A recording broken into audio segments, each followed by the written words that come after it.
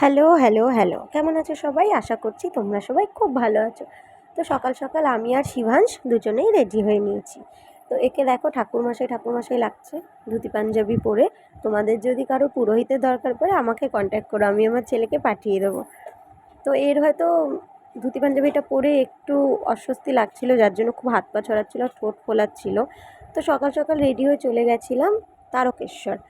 ঘরের সামনে থেকে বাস ধরে চলে গেছিলাম হাওড়া, তারপরে হাওড়া থেকে তারকেশ্বর লোকাল করে তারকেশ্বর। এটা হলো সকালবেলার হাওড়া ব্রিজের দৃশ্য। খুব কম লোকজন ছিল, দেখো খুব ভালো লাগছিল। ইনি আমার মা, কানে হেডফোন দিয়ে বসে আছেন, ইনি আমার হাজব্যান্ড। আর আমার পাশে উনি আমার শাশুড়ি। আমার মা জানে যে রাস্তাটা অনেকটা দূরের, সেই জন্য হেডফোন নিয়ে বসে আছে। কোনো কিছু অসুবিধা হবে না, উনি নিজের মতো হেডফোন নিয়ে নিজের মতোই টাইম কাটাচ্ছে। আমি দেখো জানলার বাইরে থেকে এই দৃশ্যটা ক্যাপচার করেছি। ওটা একটা বড় ঝিল আর চারিদিকে প্রচুর ক্ষেত, প্রচুর সবজি, এত সবুজ এত সবুজ, খুব ভালো লাগছিল দেখতে, যার জন্য তোমাদের সাথে শেয়ার করলাম। এটা হলো একটা বাড়ি, জাহাজের মতো দেখতে, খুব সুন্দর দৃশ্যটা, যার জন্য তোমাদের সাথে শেয়ার করেছি। এরকম দৃশ্য তোমরা হয়তো সবাই দেখেছো, কিন্তু আমার ভালো লাগলো তাই আমি শেয়ার করলাম। তোমরা আর কে কে এইরকম এইদিকে গেছো সেটাও আমাকে জানিও কমেন্ট করে। তারপরে অনেকক্ষণ পরে পৌঁছে গেলাম তারকেশ্বর পৌঁছানোর সাথে সাথেই পান্ডারা পেছন পেছন ঘোরে। তো তোমরা চাইলে তাদের সঙ্গে কন্ট্যাক্ট করতে পারো, আর চাইলে তোমরা নিজেরা দোকান থেকে গিয়েও নিতে পারো। পান্ডাদের একটা কমিশনের ব্যাপার থেকে, আমি ঠিক জানি না কী ব্যাপার। তো আমরা কোনো পান্ডার সাথে কথা না বলে ডাইরেক্ট দোকানে চলে গেছি টোটো করে 10 টাকা লাগে। তোমরা চাইলে হেঁটেও যেতে পারো। আমাদের কাছে বাচ্চা ব্যাগ সব কিছু ছিল, আর আমার শাশুড়ি মা অত হাঁটতে পারেন না, সেই জন্য আমরা টোটো করে চলে গেছি।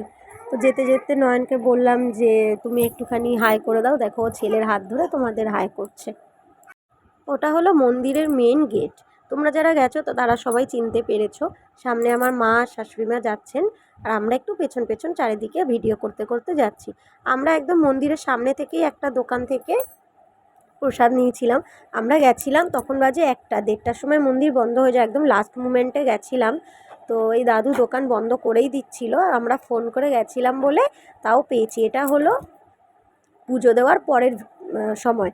পুজো দেওয়ার সময় তো আর ভিডিও করা যায় না, তাই ভিডিওটা করতে পারিনি। কপালে তিলক কেটেছি। আর এখানে একটা অদ্ভুত নিয়ম আছে, ছেলেদের খালি গায়ে হয়ে পুজো দিতে হবে, তাই নয় খালি গায়ে হয়ে ছেলেকে নিয়ে আমরা 3জন মিলে গিয়ে পুজো দিয়েছি। খুব ভালো পুজো দিয়েছি। এখানে আরতি হচ্ছে দেখো, এখানে ডুগডুগি বাজছে, ওখানে ঢাক বাজছে, আর একটা চোং মতো সেটা দিয়ে শঙ্খ বাজাচ্ছে। তারপরে পুজো দেওয়া হয়ে গেছিলো। পুজো দেওয়ার পরে আমরা আরতি টারতি দেখে এসে আমরা এই অন্নপূর্ণা হোটেলে খেয়েছি, নিরামিষ হোটেল। তোমরা যারা গেছো তারা হয়তো চেনো, আর যারা যাওনি তারা দেখবে। এই হোটেলটা খুব ভালো খাবার, আমার খুব ভালো লেগেছে এই হোটেলের খাবার, তাই তোমাদের সাথে শেয়ার করছি। 4জন মিলে খাওয়া দাওয়া করে বাড়ি চলে গেলাম। দেখা হবে নেক্সট ব্লগে, টাটা।